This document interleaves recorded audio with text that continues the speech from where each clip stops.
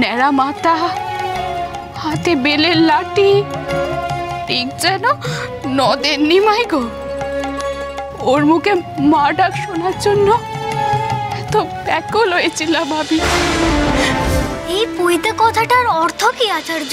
যজ্ঞ উপবীত বা পৈতের এক একটি সূত্রের বা সুতোয় এক একজন দেবতা অবস্থান করে।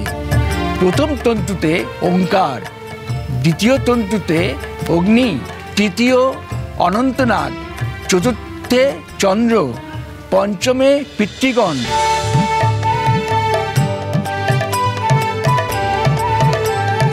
ষষ্ঠ তন্তুতে প্রজাপতি, সপ্তমে বসুগণ, অষ্টমে যজ্ঞ আর নবম তন্তুতে অবস্থান করেন শঙ্কর। মানবদেহ 9টি দ্বারযুক্ত, 2টি চোখ, 2টি কান, 2টি নাসারন্ধ্র আর মুখ, লিঙ্গ এবং পায়ু। এই 9 দ্বার দিয়ে আমাদের দেহে পাপ প্রবেশ করে। তাই এই নবদ্বার বন্ধ করার আনুষ্ঠানিক স্বীকৃতি স্বরূপ 9টি তন্তু সমৃদ্ধ এই যজ্ঞোপবীত বা পৈতে, পৈতেতে 3টি গাঁট বা ব্রহ্মগ্রন্থি থাকে। 9টি সুতোয় আলাদা আলাদা গুণ, যার জন্য একে নবগুণ সম্পন্নও বলা হয়। এই দণ্ড ধারণ করো গদাধর। এই ঝুলি আর এই দণ্ড তোমার সঙ্গে এখন 3 রাত্রি থাকবে। এই দুটিকে কখনো কাটছাড়া করবে না। এই দণ্ড ব্রহ্মচারীর অস্ত্র। আহা, কথাইকে কি সুন্দর লাগছে।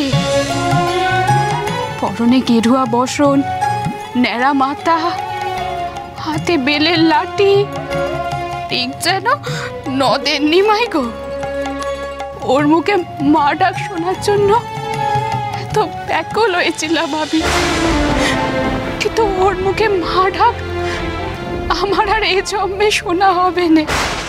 উপনয়নের কাজ শেষ, এখন ব্রহ্মচারীকে ভিক্ষা দেওয়া হবে।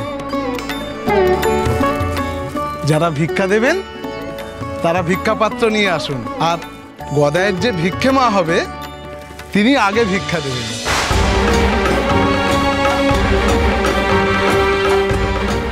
দাইমা কোথায়? দাইমা, শোনো গদাধর, তুমি সকলের কাছে ভিক্ষা প্রার্থনা করবে। যখন মাতৃস্থানীয় কারো কাছে ভিক্ষা চাইবে তখন বলবে ভবতী ভিক্ষাং দেহি মাতো। পিতৃস্থানীয় হলে বলবে ভবতী ভিক্ষাং দেহি পিত। মনে থাকবে?